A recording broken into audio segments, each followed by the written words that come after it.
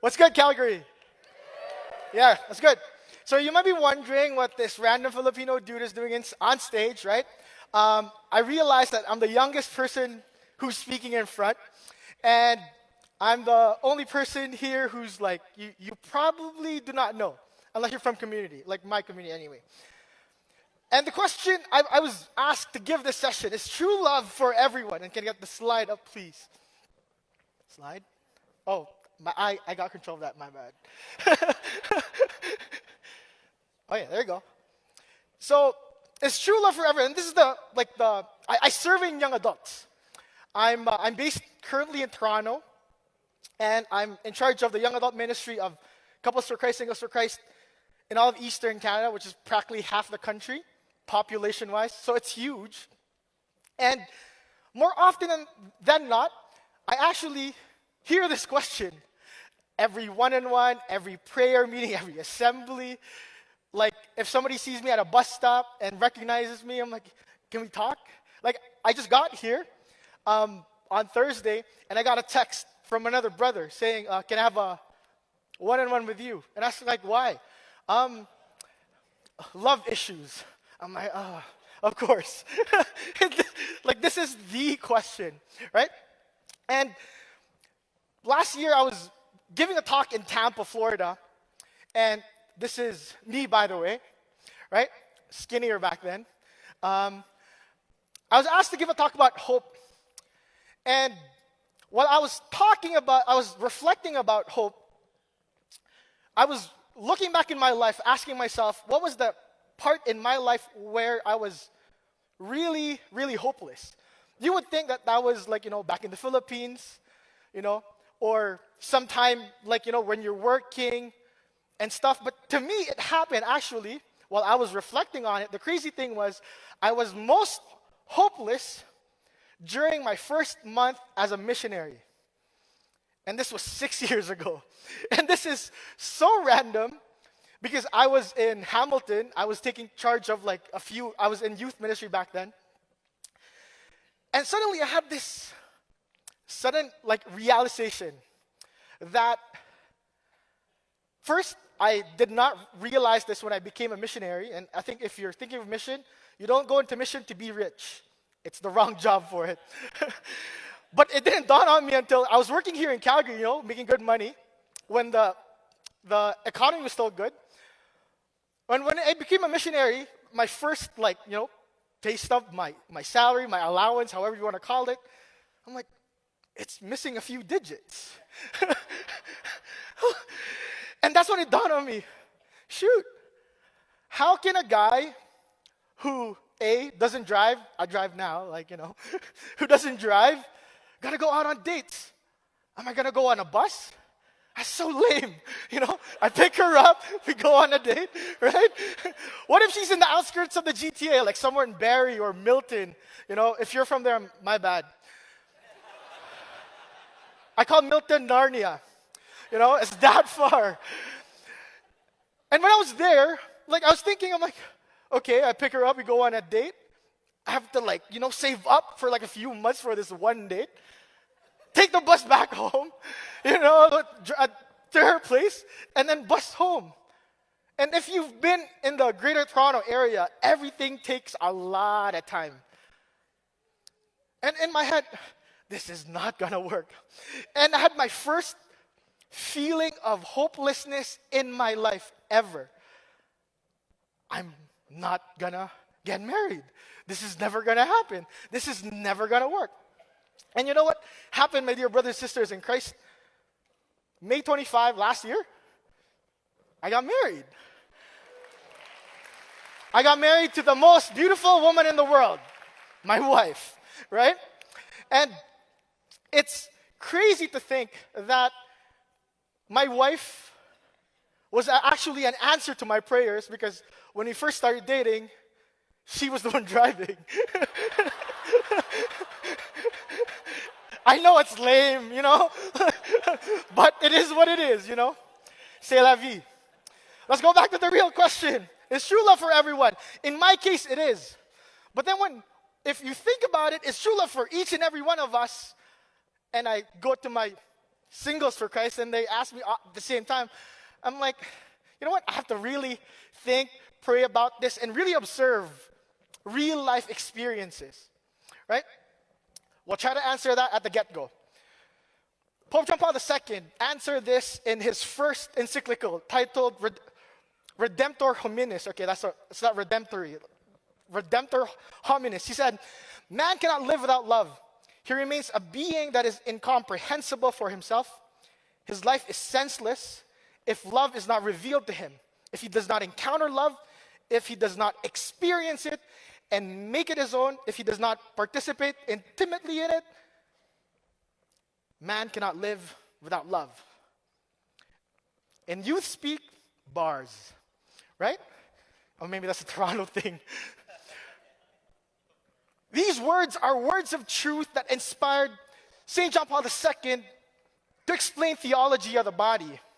Man, we cannot live without love. And who is this love? God is love. 1 John 4, chapter 4, verse 16, right? God is love, and he who abides in love abides in God, and God abides in him. We're all meant for love. Can you tap the person beside you and tell them and remind them and assure them, you are loved?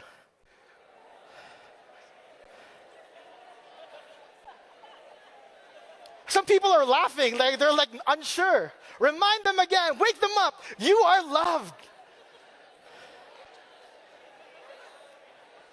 Thank you, dude. We are all loved. And this love is God who became man in the person of Jesus Christ. God is love. We are all meant for love. And until we come into terms with this very fact, then everything else will not stick. Whatever we're listening to will not stick if we do not first understand, experience, and be changed that God is love who loves us intimately, dearly, fully. Love is God, and God is love. But then, I go back to my young adults and I tell them that, and they're like, that doesn't really help me. I'm like 39 years old. This brother of mine comes up to me. I'm 39 years old. I'm like, courting. I'm not going to name drop him because I think he's watching. He comes up to me. I'm like, dude, I've been courting all these sisters, all these girls, right? I'm doing it properly. I'm doing it by the book. I've read all the books about it. I'm doing it right. And she still says no. And I'm like, bro, I don't know. Like, to get my wife to say yes was a miracle on its own. Like, there is a God. So I don't know about that, but I'll try to work with you.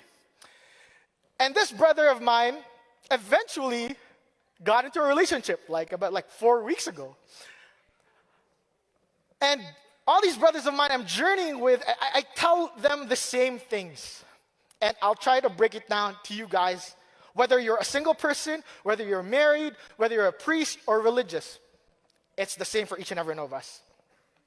Pope John Paul II, he says, man can fully discover his true self only in a sincere gift of himself. Man can fully discover his true self only in a sincere gift of himself. He says, not just in the context of vocation to marriage, he further says, that Christ revealed to man and woman, over and above the vocation of marriage, another vocation, namely that of renouncing marriage in the view of the kingdom of God, that is still the gift of self. So whether you're a priest or religious, right, you've taken a vow to give of yourself, that's good. Your love is now expressed differently, but it's still fruitful. For married people, literally it is. Like we've been talking about this weekend. It should have stuck by now, right? It is good. However, the issues that I deal with is mostly because everyone is so stuck up on this Disney mentality. I love Disney, don't get me wrong, you know?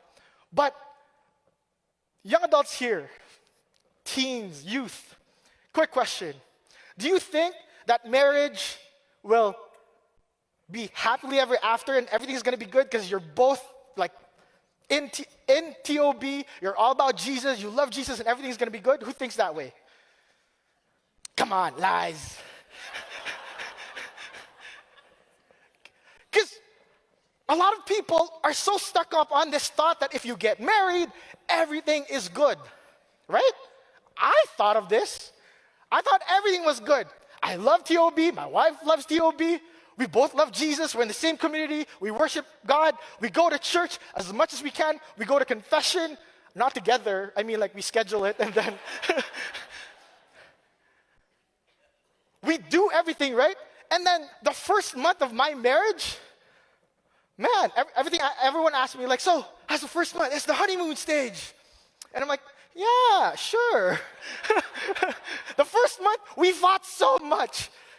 And I told her, like, maybe like 3 months after that, like, I had to ask myself, like, did I make the right decision?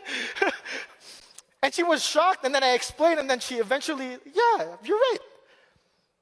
Because we have this Disney mentality that if you get married, then you're going to live happily ever. Right? We think that being a priest will solve everything. Being a religious will solve everything. Being married will solve everything. In real life experience, not the case. Why? Divorce, abortion, the sex scandal in the church right now, corruption, name any sin in the world is present even when people are in the vocation that God has called them to. Because the vocation will lead you to holiness, yes, but only if you live up to the standard of the call that God is calling you out to.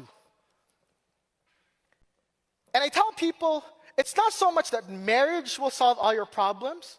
It's not so much that being a priest or religious will solve all your problems. To be honest, you need to work on yourself first. And what I mean by this, at the 15th TOB general audience, St. John Paul II, he says, self-mastery is indispensable in order for man to be able to give himself. Right? Is it in the... Right, there. I don't know who this seminarian is. I just found him on Google. This guy looks good. So I'm like, all right. I'll put you there. Self-mastery is important. And St. John Paul II knew of this. Before you talk about anything and everything, all these highfalutin theological and philosophical words, you need to understand yourself first and grow in virtue. Amen? Can you remind yourself, I need to grow in virtue? It's only this side, this side. I can't hear you. We all need to grow in virtue. And whether you're in your primary vocation, being married, being a religious, being a priest, or not yet, I can simplify. I've observed 3 things. 3 things that will basically help you in your journey to grow in virtue, to grow in courtship, to grow in dating, to live out your vocation to the fullest. 3 things. You need to be happy, you need to be healthy, and you need to be... See, everyone knows this, but not everyone really thinks that this is the case. But I will share to you that this, in fact, is the case. Be happy, right? In the Catechism of the Catholic Church, 27, the desire for God is written in the human heart because man is created by God and for God. And God never ceases to draw man to himself. Only in God, again, only in God will he find truth and happiness he never stops searching for. Only in God. If you think marriage will make you happy, no, God will. If you think being a priest will make you happy, no, God will. Being a religious will make you happy, no, God will. Getting number 1 at Fortnite will not make you happy, God will. Or Apex Legends, right? Whatever the case you might be playing. Whatever the case may be, God will make you happy. And when I first thought of this, I asked all the older guys in my community, those who were married, We call them titos in Filipino. I asked all the titos, so what do you think is the key to a good marriage? And they all said the same line. You've heard of this? Happy wife, happy life. And I'm like, like, what? Is that happy wife, happy life? You should get it. I'm like, no, I don't. I'm not married yet. I'm like, explain this to me. I said, no, you'll get it. I'm like, bruh. So I get into marriage, and I thought of all these things. Happy wife, happy life. My wife likes food. I'm going to give her a lot of food, right? I tried doing that. But clearly, it didn't work out if you just look at it this way. You see, the ancient philosophers had a different meaning. Happiness had a different meaning and different level to it. Father Spitzer, if you go on forum.org, shameless plug, I'm not even getting paid for it. There's 4 levels of happiness. Look it up. It's good. I'm not going to go on all 4. But the first one, happiness in a thing, right? You get your new iPhone. You're happy. Then subsides. Second, happiness. It's like win-lose. You're happy because someone didn't get it. You got a promotion. Your coworker whom you're competing against didn't get it. Yes. Right? Second level of happiness. Those first 2 things of happiness is not lasting. It's not lasting. Aristotle, he says, the third level of happiness is defined as beatitude. Or another word for it is blessed. Right? Beatitude or blessed are those. You know the Beatitudes. I hope you know. Happiness found in the service of others. This is what it means to have a happy wife, happy life. Happiness should be in the context of serving the other. If you look at happiness in a case that I will use my wife as an object, no can do. In fact, she gets mad at me, right? It's her right to get mad at me, right? Or if I treat her as a second level of happiness, completely wrong either way. But the third level of happiness, when it is happiness in the context of serving others, then you're getting somewhere, right? The fourth level of happiness and the ultimate happiness is the sublime happiness, which is happiness that can only be found in only this side. Happiness can only be found in sublime happiness. This is the transcendent happiness, something that elevates you, that transcends, that you go higher. This is eternal. But to get there, you need to work on the third level of happiness first. If you want to have a happy marriage or whatever happy vocation, or if you're in your vocation right now, you need first to be. All right, thank you. I was listening. We need to first be. Tell the person beside you. Tell them, be happy. All right, be happy. Next one. This is something that people don't usually get. You need to be healthy. Right? What's the second one? Be healthy. First one. All right, good job, kids. Be healthy. What does this mean?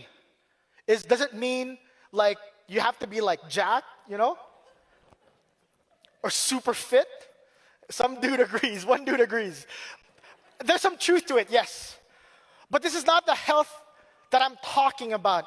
You see, in our culture now, we throw the word love so much, right? We throw it so easily. Oh, I love this. I love the Celtics. They're the best team in the NBA. Although I'm wearing a Raptors socks because it's Lent. I love the Raps, don't get me wrong. They're my second team, but Celtics first. Bleed green all the way. Anyway, not the point. We throw love so much. My wife loves takoyaki. She tells me all the time, I love takoyaki. In fact, she judges a city if it's deemed worthy of her presence if they have good takoyaki. So if you're wondering what a takoyaki is, just imagine it's a Japanese squid ball. Right? That's what it is. It's a ball with squid inside and something, I don't know what it is. It does this, right? It's something that you put on top. Anyway, and every time she says that, I love takoyaki. And I tell her, would you die for it?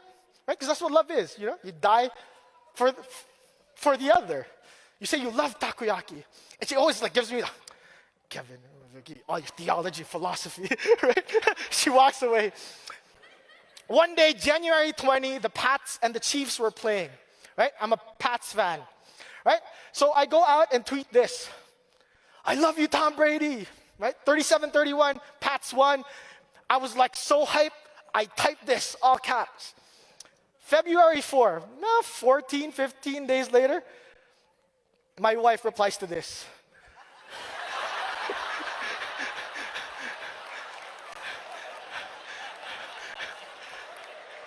I had no words. I had to put heart. Oh no, I did reply. I said LOL. I'm like, we throw the word love around so much without putting meaning behind it.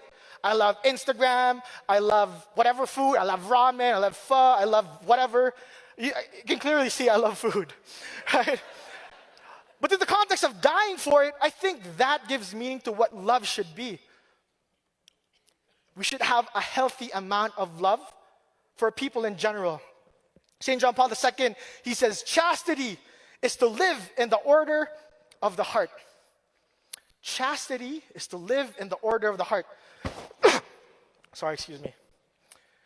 He further says, this order permits the development of the manifestations of affection in their proper proportion and proper meaning. My love for my wife should be in proportion to my love for my co-missionaries in the vineyard of the Lord. My love for you as my brothers and sisters in Christ. Our love should be in order. That is what chastity is, right? My love for God should always be greater than that of my wife. And I tell my wife all the time, I love you, but you're only in second place. Because God is first. And she tells me that all the time. I'm fine with that. This is why St. John Paul II further says, only the chaste man and the chaste woman are capable of true love. Chastity is the order of the heart.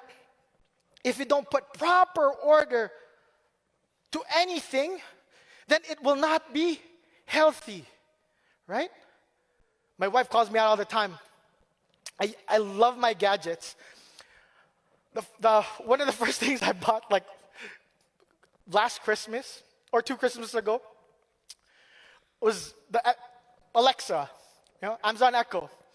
And my wife got so mad because, like, I always say, like, before I sleep, good night, Alexa, or Alexa, good night.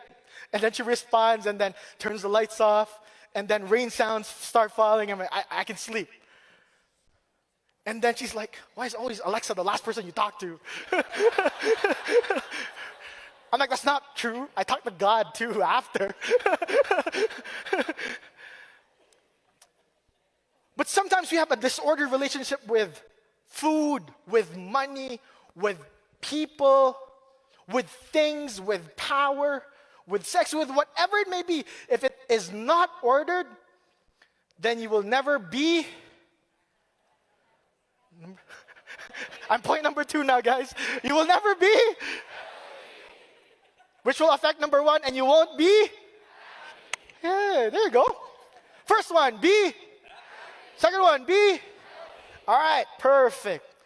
Third point, be holy. So a lot of the times people work on their happiness. They serve, they do good, they do charitable work. Well and good, no problem there. They have ordered relationships. They have a healthy outlook in life. But then this is where people get stuck on, in holiness. Because at the end of the day, whatever vocation we might be living right now, we need to grow in holiness. Right? And if we grow in holiness, then everything comes together. St. John Paul II, he says, purity is the glory of the human body before God. He further says, from purity springs that singular beauty that permeates every sphere of reciprocal common life. This is like a bunch of words, but he says, it permeates beauty. Right? Holy things permeate transcendent beauty.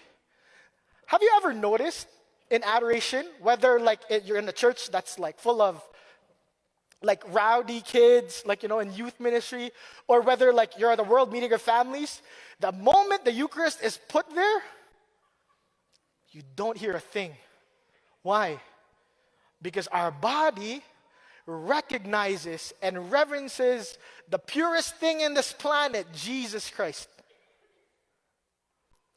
Purity and holiness attracts. This is why one of the titles of our Blessed Mother is Mary most and pure, right? This is also Mary most chaste. It says the same things, right?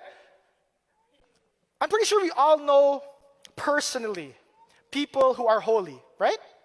Who here knows a holy person, even though they're not canonized saints yet? Higher. Who here doesn't know anyone who's holy personally? Okay, be friends with whoever's not. Because holiness genuinely attracts. Why do people pay so much money to go to Banff? Right? For you guys, for those of you who live here, what, 30 an hour, hour 30? I don't know now. But you go there, winter, spring, summer, fall. Doesn't matter. It's beautiful. It attracts you. It draws you in. There's a reason why saints are never saints alone, because they attract people. St. Teresa of Calcutta, what happens? So many people literally left their jobs, followed her to serve the poor. You are here because you're attracted to the holiness that St. John Paul II has proclaimed to each and every one of you. That's why you're here. You're genuinely attracted to holiness. If you work in being happy, being healthy, and then eventually you get this part right, for all you single people out there, you will genuinely attract people closer to you. Right?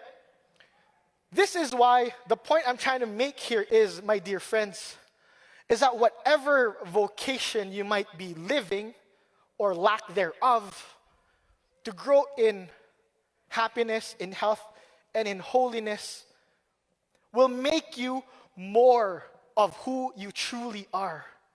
That self-mastery that Pope John Paul was saying at the beginning of TOB, you can now be you can now give the full, sincere gift of yourself.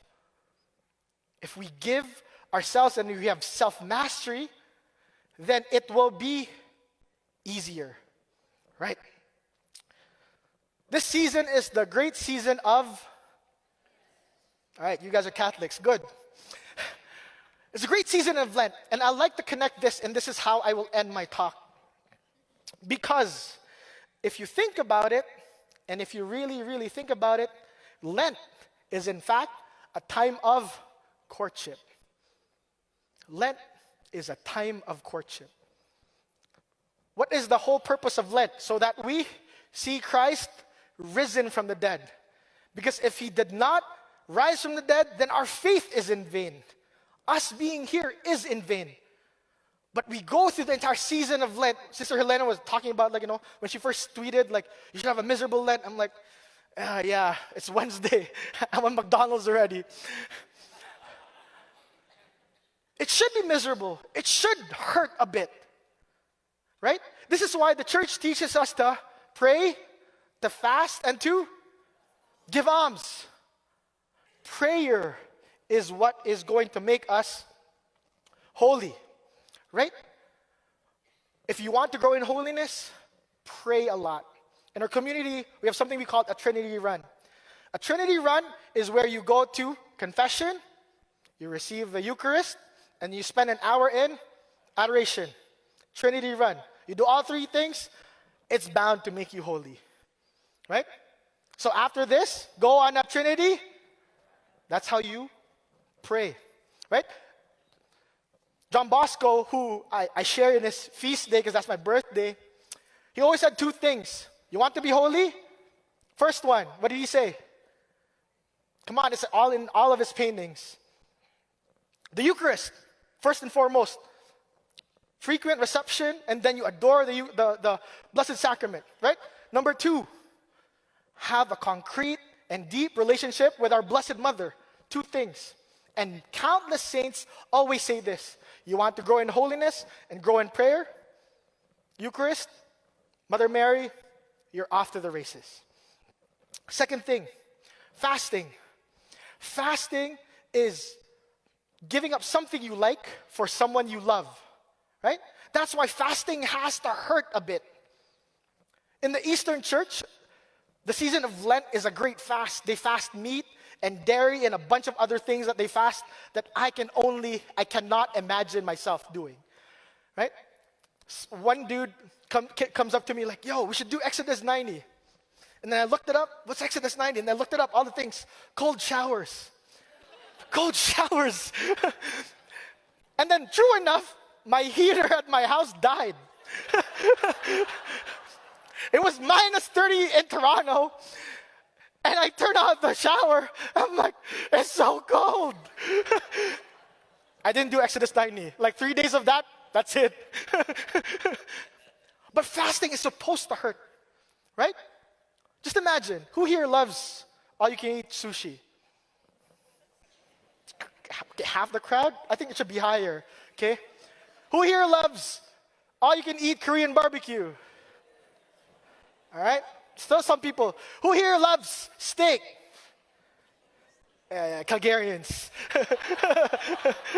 There you go. You want to speak to the heart of a Calgarian? Talk beef. Would you ever go to McDonald's before you go to all-you-can-eat sushi, all-you-can-eat Korean barbecue, all-you-can-eat Brazilian barbecue, or like a steak dinner? Yes or no? I know some people who would. I actually know a few people who would. But they're like, the exception to the rule. We don't. Why? Because we enjoy it so much more if there is a hunger within us. We fast so the hunger gets stronger, so that when we embrace the fullness of it, we enjoy it to the fullest. Amen? That's why you don't snack when you're going to a feast, right? Or in a different manner, you don't go to a Filipino's house and you eat before going there. They're going to feed you. Right? That's the whole point. You fast so you can feast. You fast so you can. Good. Lastly, almsgiving. And I relate this to being happy. Because the third level of happiness is giving the gift of, good. Giving the gift of self. So to give alms is to give the gift of yourself. What is another word for gift? Louder. Present. I'm going to high five you, but I might fall. So, spiritual high five. Oh, no, it should be a bodily high five. Never mind.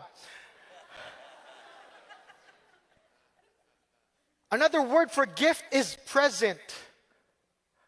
Give the gift of now. Give the gift of now. Be present. A lot of times in my generation, we're so involved in a lot of things. Oh, somebody liked my Instagram post. I'm going to upload this vlog of mine, whatever. What's up, YouTube? Right? All you do, but you fail to be present at dinner time. We're always on our phones. And we cannot give the gift of ourselves. Right?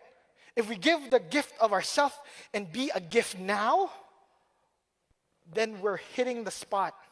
And we're hitting what it means to be giving the gift of yourself. Because for single people, and I will tell you this all the time, you want to get married, you want to be a priest or religious, the challenges on this side of the fence, inside this ring, is in fact harder. And it's tougher. But it's more fulfilling too. So it's worth doing the practice of being happy, being while you're here. While you're not there yet, you do it now, you do the work. So it might be a bit easier on this side of the fence. But as a married person, it's funny because my wife and I, we fight about the dumbest things. Whether the toilet seat should be up and down. I mean, the jury's still out on that question. Our first fight, I remember, she asked me, how's the food? I made the mistake, the classic mistake of saying, it's okay. And I didn't stop there. I said, it could be better. So single dudes, learn from my mistake. Experience is a great teacher, but not for all things. That was a long fight. It was 2 days worth, right? We go to a late night mass. I remember sitting down there, and the priest's homily was that, you fight about the toothpaste tube. Like, someone presses in the middle and the end. My wife laughs. I'm like, why are you laughing? You press the tube in the middle all the time. And that was fight number 3 in our marriage. And when people ask me now, so how is it being a married person? I can say with all honesty, it's hard as heck. But I can also say with honesty that it's the most fulfilling thing I've ever experienced in my life. And I've never experienced more joy and more happiness and more love than I've ever had before. And I can honestly say that I love my wife more so now, since May last year, than ever before. Than even the day we got married. I love her more now than that. Because it is a continuing thing. I'll end with this. I said Lent is a time of courtship, right? Lent is a time of courtship. Because if I'm married now, this is just a pit stop to the heavenly marriage that is awaiting us. Courtship never ends. Being happy, being healthy, and being holy doesn't end just because you got your vocation, because you professed your vows, because your exchanges of I do. It doesn't stop there. You want to grow in numbers? You want to grow the vocations? It's easy. Be surrounded with happy, healthy, holy marriages. It's easier for people to be married, to get married. You want people to join the religious life? Be happy, be healthy, be holy. That's easy because it will naturally draw people into the vocation. And that's how you live it out. I'll leave with these words of my favorite Pope, Pope Benedict XVI. He says, we're not made for comfort, we're made for greatness. With that, may God be praised. Thank you.